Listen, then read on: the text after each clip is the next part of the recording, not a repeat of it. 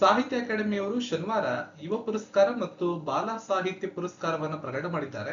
ಕನ್ನಡದ ಯುವ ಲೇಖಕರಾದ ಶ್ರುತಿ BR ಅವರಿಗೆ ಯುವ ಪುರಸ್ಕಾರ ಮತ್ತು ಕೃಷ್ಣಮೂರ್ತಿ ಬೆಳಗೆರೆ ಅವರಿಗೆ ಬಾಲ ಸಾಹಿತ್ಯ ಪುರಸ್ಕಾರ ದಕ್ಕಿವೆ.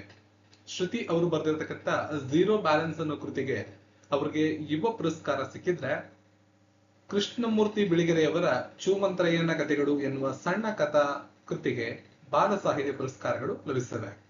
ಬಾಲ ಸಾಹಿತ್ಯ ಪುರಸ್ಕಾರ ಮತ್ತು ಯುವ ಪುರಸ್ಕಾರಗಳು ತಲಾ 50,000 ರೂಪಾಯಿಗಳ ನಗದು ಬಹುಮಾನವನ್ನ ಹಾಗೂ ತಾಮ್ರದ ಫಲಕವನ್ನ ಹೊಂದಿದ್ದು, ಮುಂದಿನ ದಿನಗಳಲ್ಲಿ ಈ ಪ್ರಶಸ್ತಿ ಪ್ರಕಟ ಮಾಡುವಂತಹ ದಿನಾಂಕವನ್ನ ಪ್ರಕಟಿಸಲಾಗುತ್ತೆ.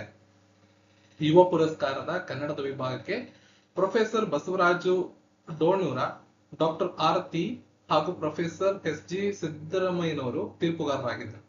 ಸ್ಪರ್ಧೆಯಲ್ಲಿ ಕನ್ನಡದ 11 ಕೃತಿಗಳನ್ನ ಪರಿಶೀಲನೆ ಮಾಡಿ ಶ್ರುತಿ ಅವರ ಝೀರೋ ಬ್ಯಾಲೆನ್ಸ್ ಅನ್ನೋ ಕೃತಿಗೆ ಪ್ರಶಸ್ತಿ ಆಯ್ಕೆ ಮಾಡಲಾಗಿದೆ. ಆತ್ಮಹತ್ಯಾ ಡ್ರೋನ್ ಎಂದು ಕರೆಯಲ್ಪಡುವ ಯಾವ ಡ್ರೋನ್ ಇತ್ತೀಚೆಗೆ ಭಾರತೀಯ ಸೇನೆಗೆ ಸೇರ್ಪಡೆಯಾಗಿದೆ? ಆಯ್ಕೆಗಳನ್ನು ನೋಡ್ಕೋಬಹುದು. ಸರಿಯಾದಂತ ಉತ್ತರ ನಾಗಾಸ್ತ್ರ.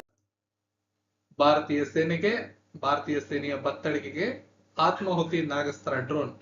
ಶತ್ರುಗಳ ತರಬೇತಿ ಶಿಬಿರಗಳು ಹಾಗೂ ಉಗ್ರರ ಲಾಂಚ್ ಪ್ಯಾಡ್ಗಳ ಮೇಲೆ ಅತ್ಯಂತ ನಿಖರವಾಗಿ ದಾಳಿ ನಡೆಸಿ ಯೋಧರ ಜೀವ ಉಳಿಸುವ ಆತ್ಮಾಹುತಿ ಡ್ರೋನ್ ಎಂದೇ ಕರೆಯಲಾಗುವ ನಾಗಾಸ್ತ್ರ 1 ವೈಮಾನಿಕ ನೌಕೆಗಳು ಭಾರತೀಯ ಸೇನೆಗೆ ಸೇರ್ಪಡೆಯಾಗಿವೆ. ಇದರಿಂದ ಭವಿಷ್ಯದಲ್ಲಿ ಡ್ರೋನ್ ಸಮರ ಸಾರಲು ಸೇನೆಗೆ ಭೀಮಬಲ ಬಂದಂತಾಗಿದೆ. ಈ ಡ್ರೋನ್ಗಳನ್ನ ನಾಗಪುರದ ಸೋಲಾರ್ ಇಂಡಸ್ಟ್ರೀಸ್ ಅಂಗಸಂಸ್ಥೆಯಾಗಿರುವ ಎಕನಾಮಿಕ್ ಎಕ್ಸ್ಪ್ಲೋಸಿವ್ ಲಿಮಿಟೆಡ್ ಕಂಪನಿ ತಯಾರು ಮಾಡಿದೆ. 480 ಡ್ರೋನ್ಗಳಿಗೆ ಬೇಡಿಕೆ ಬಂದಿತ್ತು. ಈ ಪೈಕಿ 120ಕ್ಕೂ ಹೆಚ್ಚು ಡ್ರೋನ್ಗಳನ್ನ ಹಸ್ತಾಂತರ ಮಾಡಲಾಗಿದೆ ಅಂತ ತಿಳಿಸುತ್ತಾರೆ.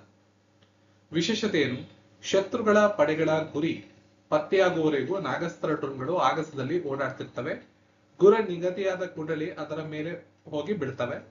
ಹಾರಾಟ ಆರಂಭಿಸಿದ ಬಳಿಕವೂ ಇದರ ಗುರಿಯನ್ನ ಬದಲಿಸಬಹುದು ಅಥವಾ ರದ್ದುಪಡಿಸಬಹುದು. ಯಾವುದೇ ಬೆದರಿಕೆಯನ್ನ GPS ಸಹಾಯದಿಂದ ಕರಾರುವಕ್ಕಾಗಿ ಧ್ವಂಸ ಮಾಡಬಹುದು. 9 kg ತೂಕ ಹೊಂದಿರತಕ್ಕಂಥ ಈ ಡ್ರೋನ್ ಆಗಸದಲ್ಲಿ 30 ನಿಮಿಷಗಳ ಕಾಲ ಹಾರಬಲ್ಲದು. 15 ಕಿಲೋಮೀಟರ್ ದೂರದವರೆಗೂ ಮನುಷ್ಯನ ನಿಯಂತ್ರಣದಲ್ಲಿ ಇರಬಲ್ಲದು. ಇತ್ತೀಚೆಗೆ ಕೇಂದ್ರ ಸರ್ಕಾರ ದೇಶೀಯವಾಗಿ ಉತ್ಪಾದಿಸುವ ಕಚ್ಚಾ ತೈಲದ ಮೇಲಿನ ಅನಿರೀಕ್ಷಿತ ಲಾಭದ ತೆರಿಗೆಯನ್ನ ಇಳಿಸಿದೆ. ಈ ಮೊದಲು ಪ್ರತಿ ಟನ್ಗೆ ಎಷ್ಟು ತೆರಿಗೆ ಇತ್ತು? ಪ್ರಶ್ನೆಗೆ ಸರಿಯಾದ ಉತ್ತರ 5,200. ಪ್ರತಿ ಟನ್ಗೆ 5,205 ರೂಪಾಯಿ ಇದ್ದಂತಹ ಬೆಲೆಯನ್ನ 3,250ಕ್ಕೆ ಇಳಿಕೆ ಮಾಡಲಾಗಿದೆ. ದೇಶೀಯವಾಗಿ ಉತ್ಪಾದಿಸುವ ಕಚ್ಚಾ ತೈಲದ ಮೇಲಿನ ಅನಿರೀಕ್ಷಿತ ಲಾಭದ ಮೇಲಿನ ತೆರಿಗೆ ವಿಂಡ್ಫಾಲ್ ಟ್ಯಾಕ್ಸ್ ಅನ್ನ ಕೇಂದ್ರ ಸರ್ಕಾರ ಇಳಿಸಿದೆ. ಪ್ರತಿ ಟನ್ಗೆ 5,200 ರೂಪಾಯಿ ಇದ್ದಂತದ್ದನ್ನ 3,250 ರೂಪಾಯಿಗೆ ಕಡಿಮೆ ಮಾಡಲಾಗಿದೆ. ಇದು ಜೂನ್ 15ರಿಂದಲೇ ಜಾರಿಗೆ ಬರುತ್ತದೆ. ಇದನ್ನು ವಿಶೇಷ ಹೆಚ್ಚುವರಿ ಅಬಕಾರಿ ಸುಂಕದ ರೂಪದಲ್ಲಿ ವಿಧಿಸಲಾಗುತ್ತೆ. ಭಾರತದಲ್ಲಿ ಮೊದಲನೇ ಬಾರಿಗೆ 2022ರ ಜುಲೈ 1ರಂದು ಅನಿರೀಕ್ಷಿತ ಲಾಭದ ತೆರಿಗೆಯನ್ನು ವಿಧಿಸಲಾಗಿತ್ತು. ಹಲವು ರಾಷ್ಟ್ರಗಳು ಈ ತೆರಿಗೆಯನ್ನ 1970ರಲ್ಲೇ ಜಾರಿಗೆ ತಂದಿವೆ. ಈ ತೆರಿಗೆ ದರವನ್ನ ಪ್ರತಿ 15 ದಿನಗಳಿಗೊಮ್ಮೆ ಪರಾಮರ್ಶೆ ಮಾಡಬಹುದು.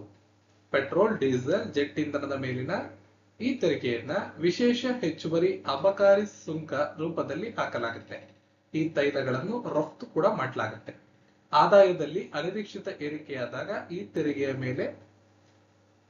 ತೆರಿಗೆಯನ್ನ ಹೇರಲಾಗುತ್ತೆ. ಉದಾಹರಣೆಗೆ, ರಷ್ಯಾ ಉಕ್ರೇನ್ ಮೇಲೆ ಆಕ್ರಮಣ ನಡೆಸಿತು. ಉಕ್ರೇನ್ ಕೂಡ ಕೈಕಟ್ಟಿ ಕೂರಲಿಲ್ಲ, ಪ್ರತಿದಾಳಿಯನ್ನ ಮಾಡಿತು. ಇದರಿಂದ ತೈಲ ಮತ್ತು ಅನಿಲ ಕೈಗಾರಿಕೆಗಳಿಗೆ ಅನಿರೀಕ್ಷಿತ ಲಾಭವಾಯಿತು. ಇಂಥ ಸನ್ನಿವೇಶದಲ್ಲಿ ಸಹಕಾರ ಅನಿಲ ತೈಲ ಕೈಗಾರಿಕೆಗಳಿಗೆ ಅನಿರೀಕ್ಷಿತವಾಗಿ ಲಾಭ ಉಂಟಾಗುತ್ತೆ. ಅದರ ಮೇಲೆ ತೆರಿಗೆಯನ್ನ ಹಾಕಲಾಗುತ್ತೆ. ಅದನ್ನೇ ಅನಿರೀಕ್ಷಿತ ತೆರಿಗೆ ಅಂತ ಹೇಳ್ತೀವಿ. ವಾಸ್ತುಶಿಲ್ಪ ಮತ್ತು ವಿನ್ಯಾಸ ಕ್ಷೇತ್ರದಲ್ಲಿ ಯುನೆಸ್ಕೋ ಪ್ರತಿ ವರ್ಷ ಪ್ರಶಸ್ತಿಯನ್ನ ಘೋಷಣೆ ಮಾಡ್ತಾ ಇದೆ. ಈ ವರ್ಷ ಈ ಪುರಸ್ಕಾರವನ್ನ ಸ್ಮೃತಿವನಕ್ಕೆ ನೀಡಿದೆ. ಈ ಸ್ಮೃತಿವನ ಭಾರತದ ಯಾವ ರಾಜ್ಯದಲ್ಲಿ ಕಂಡುಬರುತ್ತೆ? ಪ್ರಶ್ನೆಗೆ ಸರಿಯಾದ ಉತ್ತರ ಗುಜರಾತ್. ಹಲವು ದಶಕಗಳ ಹಿಂದೆ ಗುಜರಾತ್ನಲ್ಲಿ ನಡೆದಂತ ಭೂಕಂಪನದ ಸ್ಮಾರಕವಾಗಿ ಗುಜರಾತ್ನ ಭುಜ್ ಎಂಬಲ್ಲಿ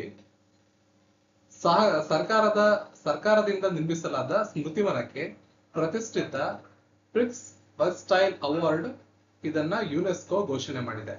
ವಾಸ್ತುಶಿಲ್ಪ ಮತ್ತು ವಿನ್ಯಾಸ ಕ್ಷೇತ್ರದಲ್ಲಿ ಪ್ರತಿ ವರ್ಷ ಯುನೆಸ್ಕೋ ಈ ಪ್ರಶಸ್ತಿಯನ್ನು ಕೊಡುತ್ತೆ. ಈ ವರ್ಷ ವಿಶ್ವದ 7 ಅತ್ಯಂತ ಸುಂದರ ವಸ್ತು ಸಂಗ್ರಹಾಲಯಗಳ ಪಟ್ಟಿಯಲ್ಲಿನ ಸ್ಮೃತಿವನ ಈ ಒಂದು ಪುರಸ್ಕಾರವನ್ನ ಪಡೆದುಕೊಳ್ಳುವಲ್ಲಿ ಯಶಸ್ವಿಯಾಗಿದೆ. ಸ್ಥಳೀಯ ಸಂಸ್ಕೃತಿ ಮತ್ತು ಪ್ರಕೃತಿಯ ಸಂರಕ್ಷಣೆಯ ಅಭಿವೃದ್ಧಿಗಾಗಿ ಭಾರತದ ವಸ್ತು ಸಂಗ್ರಹಾಲಯವೊಂದು ಜಾಗತಿಕ ಮನ್ನಣೆಯನ್ನ ಪಡೆದಿರುವುದು ಇದೇ ಮೊದಲಾಗಿದೆ. ಇದರ ಬಗ್ಗೆ ಗುಜರಾತ್ನ ಮುಖ್ಯಮಂತ್ರಿಗಳಾದ ಭೂಪೇಂದ್ರ ಪಾಟೀಲ್ ಅವರು ಶ್ಲಾಘನೆಯನ್ನ ವ್ಯಕ್ತಪಡಿಸಿದ್ದಾರೆ. ಪ್ರಧಾನಿ ನರೇಂದ್ರ ಮೋದಿ ಅವರು ಗುಜರಾತ್ನ ಸಿಎಂ ಆಗಿದಾಗ ಈ ಪರಿಕಲ್ಪನೆಯನ್ನ ಮೊಟ್ಟ ಮೊದಲನೇ ಬಾರಿಗೆ ಮಾಡಿದ್ದು 2022ರ ಆಗಸ್ಟ್ ನಲ್ಲಿ ಇದನ್ನ ಉದ್ಘಾಟನೆ ಕೂಡ ಮಾಡಲಾಗಿತ್ತು. ವಿನಯ್ ಕುಮಾರ್ ಅವರು ಇತ್ತೀಚೆಗೆ ಯಾವ ದೇಶದಲ್ಲಿ ಭಾರತದ ರಾಯಭಾರಿಯಾಗಿ ನೇಮಕಗೊಂಡಿದ್ದಾರೆ? ಸರಿಯಾದ ಉತ್ತರ ರಷ್ಯಾ. ವಿನಯ್ ಕುಮಾರ್ ಇತ್ತೀಚೆಗೆ ರಷ್ಯಾ ದೇಶದ ನೂತನ ರಾಯಭಾರಿಯಾಗಿ ನೇಮಕಗೊಂಡಿದ್ದಾರೆ. ಈ ನೇಮಕಾತಿಗೂ ಮುನ್ನ ವಿನಯ್ ಕುಮಾರ್ ಅವರು ಮಯನ್ಮಾರ್ ದೇಶದ ಭಾರತದ ರಾಯಭಾರಿಯಾಗಿ ಕೆಲಸವನ್ನ ಮಾಡ್ತಿದ್ರು. 92ನೇ ಬ್ಯಾಚ್ನ IFS ಅಧಿಕಾರಿ ಇವರಾಗಿದ್ದಾರೆ. 2021ರ ಅಂತ್ಯದಲ್ಲಿ ಮಯನ್ಮಾರ್ನ ರಾಯಭಾರಿಯಾಗಿ ಕೆಲಸವನ್ನ ಮಾಡ್ತಾ ಇದ್ರು ಇವರು. ಏಪ್ರಿಲ್ ನಲ್ಲಿ ನಿಧನರಾದ ಡೆರೆಕ್ ಅಂಡರ್ವುಡ್ ಯಾವ ದೇಶದ ಕ್ರಿಕೆಟ್ ಕ್ರೀಡಾಪಟು ಆಗಿದ್ದರು? ಇಂಗ್ಲೆಂಡ್. ಮಹಿಳೆಯರ ಪ್ರೀಮಿಯರ್ ಲೀಗ್ ನ 2ನೇ ಆವೃತ್ತಿಯ ಫೈನಲ್ ಪಂದ್ಯ ದೆಹಲಿಯಲ್ಲಿ ನಡೆದಿದೆ. ಲತಾ ದೀನನಾಥ್ ಮಂಗೇಶ್ಕರ್ ಪ್ರಶಸ್ತಿ 2024ನ್ನ ಅಮಿತಾಬ್ ಬಚ್ಚನ್ ಬಾಲಿವುಡ್ ನ ಹಿರಿಯ ಮತ್ತು ಖ್ಯಾತ ನಟರಿಗೆ ನೀಡಲಾಗಿದೆ.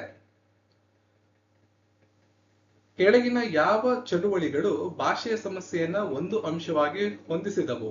ಜಿಕೆ ಪ್ರಶ್ನೆ. 1971ರ ಬಾಂಗ್ಲಾದೇಶ ವಿಮೋಚನಾ ಯುದ್ಧ ಹಾಗೂ ಬಂಗಾಳಿ ರಾಷ್ಟ್ರೀಯವಾದಿ ಚಳುವಳಿ ಎರಡು ಕೂಡ ಮೇಲಿನ ಎರಡು. ಇವತ್ತಿನ ಪ್ರಶ್ನೆ, ರಾಷ್ಟ್ರೀಯ ಭದ್ರತಾ ಸಲಹೆಗಾರರಾಗಿ ಯಾರು ಆಯ್ಕೆಯಾಗಿದ್ದಾರೆ? 4 ಆಪ್ಷನ್ಗಳು ನಿಮ್ಮ ಮುಂದೆ ಇದೆ. ಉತ್ತರವನ್ನ ಕಾಮೆಂಟ್ ಸೆಕ್ಷನ್ ಅಲ್ಲಿ ತಿಳಿಸಿ. ವಿಡಿಯೋನ ಲೈಕ್ ಮಾಡಿ, ಶೇರ್ ಮಾಡಿ, ಚಾನಲ್ ಸಬ್ಸ್ಕ್ರೈಬ್ ಮಾಡಿ. ನಿಮ್ಗೆ ನೋಟ್ಸ್ ಗಳನ್ನು ಬೇಕು ಅಂದ್ರೆ ಪೇಮೆಂಟ್ ಅನ್ನು ಮಾಡಿ ಸ್ಕ್ರೀನ್ ಶಾಟ್ ಅನ್ನ ಕಳಿಸಿ. ಕಳೆದ ವರ್ಷದ 2023ರ ಕಂಪ್ಲೀಟ್ ಕರೆಂಟ್ ಅಫೇರ್ಸ್ ಬೇಕು ಅಂದ್ರೆ 70 ರೂಪಾಯಿ. ಈ ವರ್ಷದ ಮೇ ತನಕ 5 ತಿಂಗಳ ಪ್ರಚಲಿತ ವಿದ್ಯಮಾನಗಳು ಬೇಕು ಅಂದ್ರೆ 50 ರೂಪಾಯಿ. ಕಂಪ್ಲೀಟ್ ಆಗಿ ಇವೆರಡು ಪ್ಯಾಕ್ ನಿಮ್ಗೆ ಬೇಕು ಅಂದ್ರೆ 120 ರೂಪಾಯಿ.